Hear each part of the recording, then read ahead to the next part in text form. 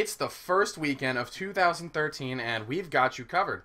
Big earners of 2012, G League on its final stages, and Australia rejoice. Your first pick for Dota 2 news, I'm WhatIsHip. It's January 4th and this is Around the Fountain.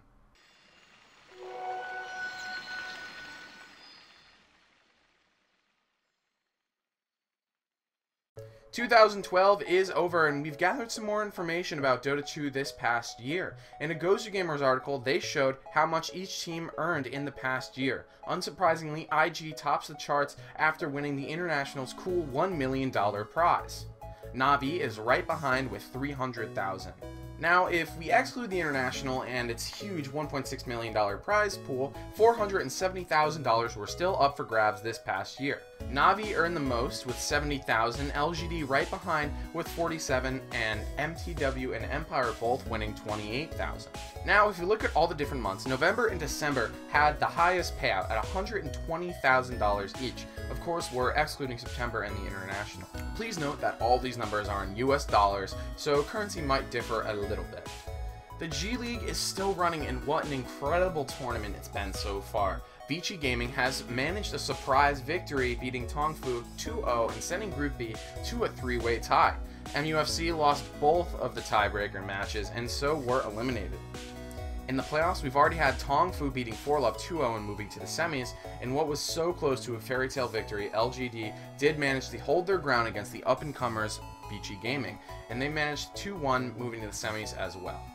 Part of the first semifinal was held earlier today, and LGD International won the first two games against Tongfu in a best-of-5, and it's looking like they might be our first finals. They played extremely strongly. IG and LGD China will compete tomorrow for the additional finalist spot.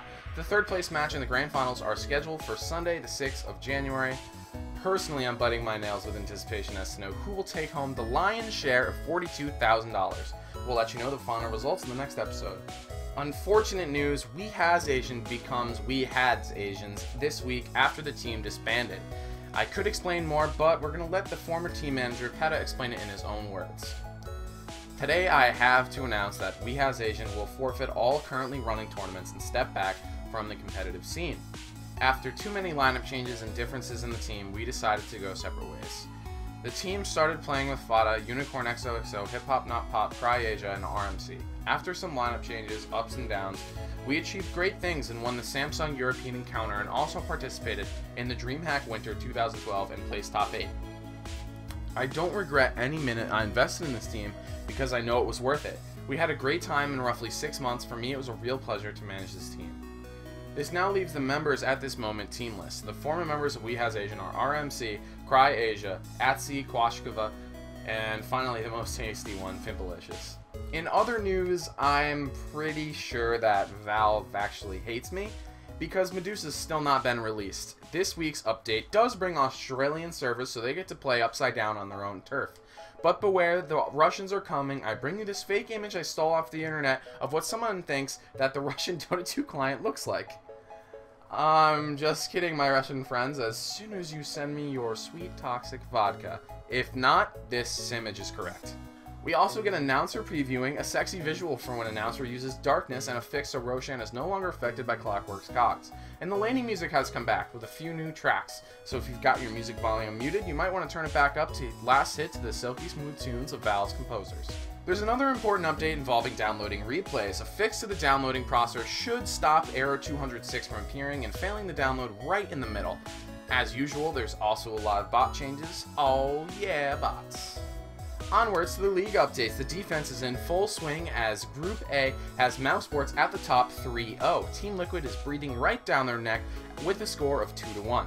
A two-way tie is heading Group B as Dignitas and Empire both have 3-0 scores. Group C has no Tidehunter with 4-1, followed by EG and Turtle Masters tied for second with 3-1 scores.